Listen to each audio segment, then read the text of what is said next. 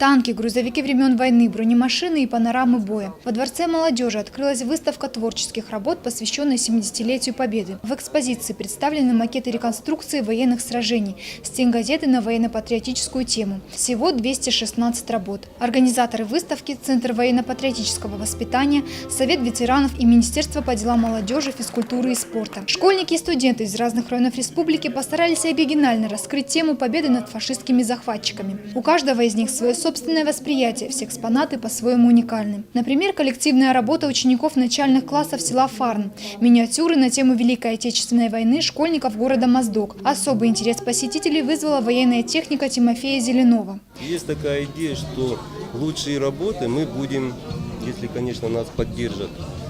Хотим от выставки к выставке лучшие работы выставлять в школах, то есть создавать музеи школьные. И лучшие работы, чтобы находились там как боевой уголок. Постепенно мы все школы республики постараемся заполнить, чтобы дети видели, приобщались. К этим, на мой взгляд, очень полезная вещь. Мало того, что развивает мелкую моторику, это еще учит истории Отечества. В финале выставки жюри определит самые необычные работы, а лучшие из них будут отправлены на всероссийский конкурс в Москву. Дзара Сабагаева, Михаил Безуглов, Осетия ТВ.